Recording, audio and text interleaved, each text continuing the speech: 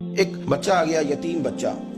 اس نے آ کے عرض کی حضور 3 گھر میں افراد ہیں، میں، میری بہن اور میری بیوہ ماں. والد حضور چلے گئے اور آج نہ 3 دن ہو گئے روٹی کوئی نہیں کھائی. میں اس منظر کو بھی جانتا ہوں کہ جب یتیم گھر میں اکٹھے بیٹھے ہوتے ہیں اور پتہ ہوتا ہے ان کو کہ ہماری اماں کے پاس آج پیسے کوئی نہیں اور گھر میں روٹی بھی کوئی نہیں، تو پھر ان کو بھوک ہی نہیں لگتی. ہاں نہیں لگتی. اماں پوچھتی ہے پتر روٹی کھانی ہے؟ نہیں میں تو سویرے جو کھایا تھا وہ ہضم ہی نہیں ہوا. اماں جی شاہی کوئی نہیں. یہ پردے اس طرح کر کے بچائے جاتے ہیں. ایک دوسرے کو تسلیاں دینا، ایک دوسرے سے پیار کا بڑھ جانا، ایک دوسرے کے لیے جذبات اور طرح کے بن جانا حکمت الہی کے تقاضے ہوتے. یا رسول اللہ صلی اللہ تعالی علیہ وسلم، بیوہ ماں ہے، یتیم بہن ہے، 3 دن سے کھایا کچھ نہیں. قربان جائے وہ گھر جہاں سے کائنات کھاتی ہے ساری. حضور نے فرمایا بلال جا کے ساری ازواج مطہرات سے پوچھ گھر میں کیا ہے. حضرت بلال کہتے ہیں میں سارے گھاری پوچھ آیا، ٹٹول آیا، ٹوٹل 21 کھجوریں نکلی. یہ 2 جہاں کے شاہ ہیں اور پاس کچھ رکھتے نہیں. 2 جہاں کی نعمتیں ہیں، ان کے خالی ہاتھ میں حضور کے سارے گھر کو میں ڈھونڈ 21 کھجوریں نکلی تو لا کے میں نے پیش کر دی تو حضور نے ڈائریکٹ اس کو نہیں دی، نبی پاک نے اپنے ہاتھ پہ رکھ لی. اور کہتے ہیں پھر حضور نے نا اپنا منہ مبارک قریب کیا کھجوروں کی. صحابہ خود فرماتے ہیں کہ یہ جو حضور نے منہ مبارک قریب کیا نا تو نبی پاک برکت کی دعا کر رہے تھے. 21 کھجوروں پہ برکت کی دعا ہوئی. حضور نے اس بچے کو بلایا، تھپکی دی، فرمایا لے جا 7 تیری، 7 تیری بہن کی. انہیں معمولی نہ سمجھنا ہو تو حضرت بلال کہتے ہیں حضور 3 بھی دے دینا کبھی تو 30 سال ختم ہی نہیں ہوتی. 30 سال گزر جاتے ہیں، نکالتے رہو کھاتے رہو، ختم ہی نہیں ہوتی.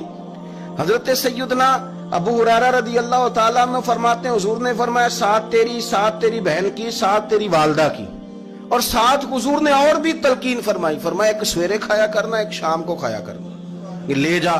حضرت سیدنا بلال حبشی کہتے ہیں رضی اللہ تعالیٰ عنہ کہ بچہ لے کے جب باہر نکلا تو حضرت سیدنا معاذ ابن جبل دوڑ کے گئے اور جا کے بچے کے سر پہ شفقت سے ہاتھ پھیرا. کا فکر نہ کرنا، رب کریم تجھے بہترین سرپرست عطا کرے گا.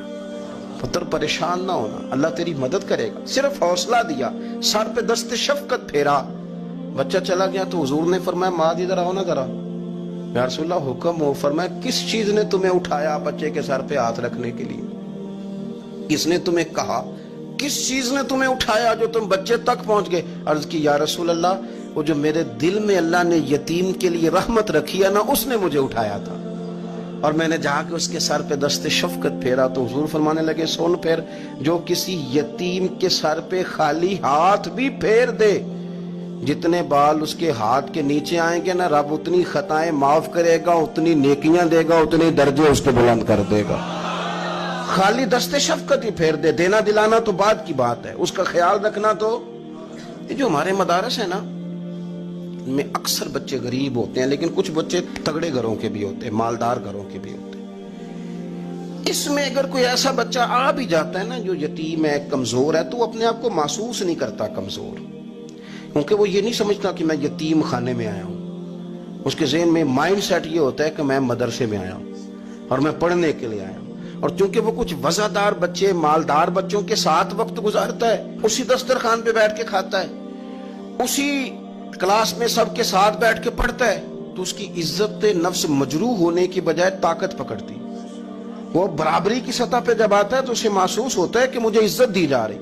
اس لیے مدارس اسلامیہ میری نظر سب سے مضبوط جگہ ہیں جہاں مساکین کی، یتیموں کی، غریبوں کی صحیح معنوں میں کفالت بھی ہوتی ہے، تعلیم بھی ہوتی ہے، عزت بھی ہوتی ہے، تربیت بھی ہوتی ہے.